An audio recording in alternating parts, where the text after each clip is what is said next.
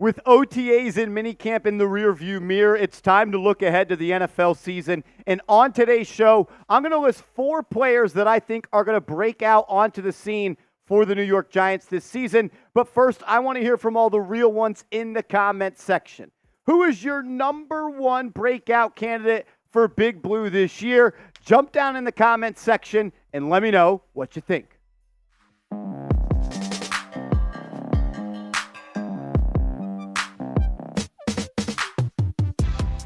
Yo, shout out to all the real ones that have been showing major love to New York Giants Now by Chat Sports recently. I greatly appreciate it. I'm your host, Marshall Green. If this is your first time watching the show, let's dive into it. But first, rookies cannot be breakout candidates. That is my number 1 rule with this segment. There's only one rule. Rookies can't be breakout candidates because what are they breaking out from? Let's start on the offensive side of the ball. And my number 1 breakout candidate for the New York Football Giants this season is third-year wide receiver Wan'Dale Robinson. He was a second-round pick just 3 years ago coming out of Kentucky, tore that ACL midway through his rookie year, but he has looked awesome throughout the entire spring sessions for the Giants. He made plays at OTAs, and he made the play of minicamp, beating Cordell Flott on a slant that he caught it short, and he turned it up, and he racked up the yards after catch, and he ended up dancing in the end zone with Malik Neighbors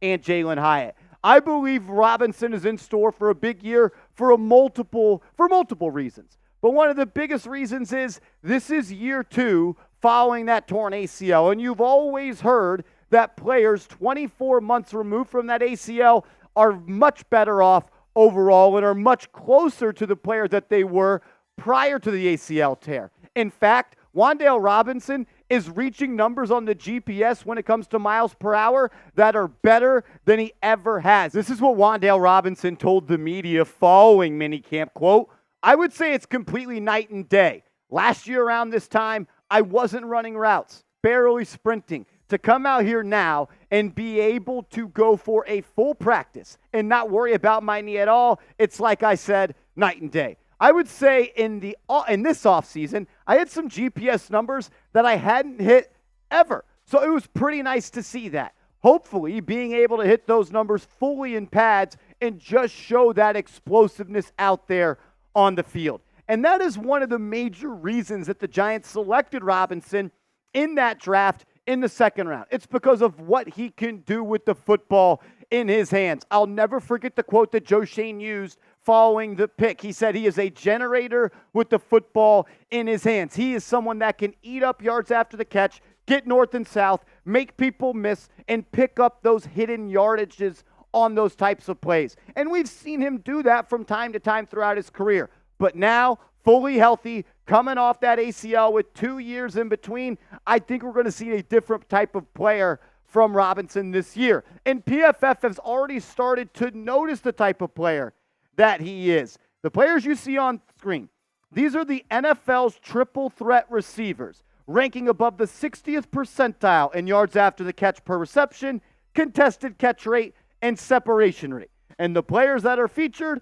is Amon-Ra St. Brown, Puka Nacua, Michael Pittman Jr., Zay Flowers, Khalil Shakir, and Wan'Dale Robinson. Anytime you have a player that's mentioned in the same breath as, say, Flowers, Puka Nacua, Michael Pittman, and Amon-Ra St. Brown, you got to be happy with what Robinson is. And I truly believe with more of a workload, more production will follow. This was the full quote from our friends over at PFF saying, quote, "Of the 6 receivers to qualify for this list, Robinson leads the bunch in open target rate, 94.7%, and contested catch rate, 80%, placing in the 94th percentile or greater in each facet. Understandably, coverage units had trouble matching up with Robinson's route running ability, so contested targets were seldom, just 5, but he finished those at a high clip with only 1 resulting in an incompletion. Robinson, he can get open short, he can get loose with the ball in his hands,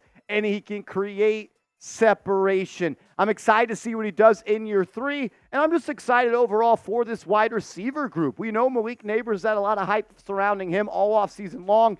Darius Slayton is what he is, a solid player in this league. I expect Jalin Hyatt to have a better year as well.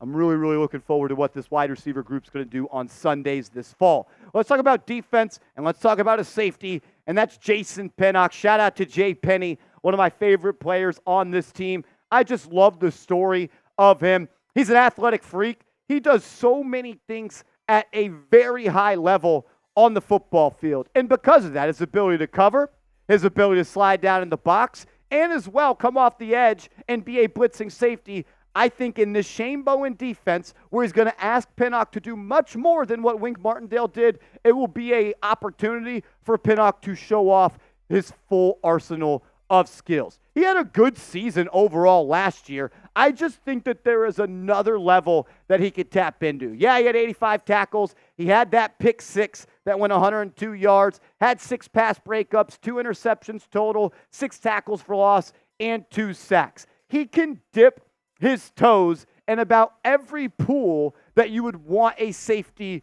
to do. You look at his PFF stats and grades for the 2023 season, and I think this just illustrates the point. He was pretty good at just about everything. 67.7 overall, 67.9 when it came to run defense, 66.6 when it comes to pass rushing, and 64.7 when it comes to coverage. All 4 of those categories, he ranks inside the top 50. So he can do a little bit of everything. And I think that will be something that will be shown to every single Giants fan this year with Shane Bowen coaching this defense. They're not always going to be running cover 0. They're not always going to be running engage 8. They're going to do a lot of different things. I think that's going to show off Pinnock's entire skill set. The safety room outside of Pinnock hasn't really produced much in the NFL. I know you got Jalen Mills. I don't know how much he's going to play this year. Belton's got something to prove. First-year safety, second-round pick Tyler Nubin. I expect good things from him. And Elijah Riley, he's a depth piece who's going to be fighting to make this roster. Let's jump back to the offensive side of the football, and let's talk about the trenches. My man JMS, John Michael Schmitz, the second-round pick from the 2023 NFL Draft. He, simply put, he's just a better football player than what we saw from him last year. Last year was a terrible season for him. When he was a rookie, I get it. It's always a tough transition going from college football to being a down-in and down-out starter like he was. But I got to call a spade, and he wasn't very good last year, and that's okay. I expect for him to get better. PFF wasn't kind to him, and he allowed a lot of pressures. He allowed a couple of sacks. But I think now with having John Runyon to his right and Jermaine Illuminor to his left, and hopefully a more healthy offensive lineman and not nearly as many offensive line changes in different lineups, he'll be able to be more comfortable in his spot. He is just better at the game of football than what we saw from him last year. And I expect for him this time next year for us to be talking about he is going to be the center for the foreseeable future for this football team. The offensive line as a whole should be better. Jermaine Illuminor is a solid player. John Runyon has been pretty good throughout every stop. I still worry about Evan Neal at right tackle. We've seen Josh Azudu be that right tackle at minicamp with Evan Neal not participating in team drills. Some people think Nelson, even though he's hurt right now, could be that right tackle. I'm not so sure. I think the best plan of action, if you are not sold on Neal, is to put Illuminor at right tackle and start Stinney or Schlattman or Azudu at left guard.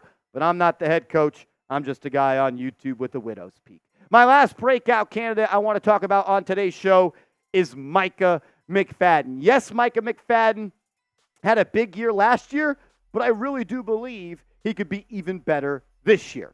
One of my biggest breakout candidates for the New York Giants this year is third-year linebacker Micah McFadden. And you might say, well, Marshall, he already had a really good season last year. And he did. 101 tackles. He had 1 sack, 12 tackles for loss, and 4 fumble recoveries. It seemed like he was always in the right spot at the right time. But the reason I have him as a breakout candidate is because I think he can do even better than what he did last year. And he can improve on those 101 tackles because he missed 25 tackles last year. And of all the linebackers in the National Football League that had 623 snaps, he was number 1 in missed tackle percentage. So if he tightens that up and remains with that same play diagnosis that he has, trusts his eyes, gets downhill, and makes plays sideline to sideline, we could be talking about Micah McFadden as a breakout player for the Giants this season.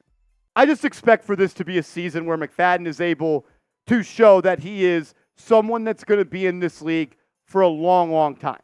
Because I think that's what he can be. 5th-round pick. He's improved every single season, and I don't expect that to change going into year 3. And overall, the linebacker depth chart for the New York Giants is pretty talented. I thought Bobby Okereke was one of the unsung heroes for the New York Giants last year. Maybe a top 5 linebacker overall, all over the football field. That performance he had against the Buffalo Bills should go down, even though in a loss and it won't be remembered. One of the best performances by a Giants defender in quite some time. I'm also excited to see what Isaiah Simmons does in this new defense with Bowen. Okereke, McFadden, and Simmons are going to have to be able to cover a little bit more, and I expect them to be able to do so and also continue to be good players in the run game. I've gone through 4 players on today's show, but I want to get you in the comments. I asked you at the top of the show, and I'm asking you again, because maybe you've seen mine and I've influenced you a little bit. Or maybe I've made you change your mind about a player you had already. Number 1 breakout candidate this year for the Giants. Some players that I wanted to include on this list, Isaiah Simmons, because I think his versatility as a DB, linebacker, hybrid, the ability that he possesses when it comes to doing multiple things and wearing multiple hats, I think will shine through in a Bowen defense. I'm all in on Jalin Hyatt, year 2. It's going to be a movie. And I think one of these guys, DJ Davidson or Jordon Riley, will emerge as that DT2 for this team, and they might be at that spot for years to come. Make sure you are following me on social media. I'm on Twitter. I'm on Instagram. Hit me up over there, and let's go Big Blue.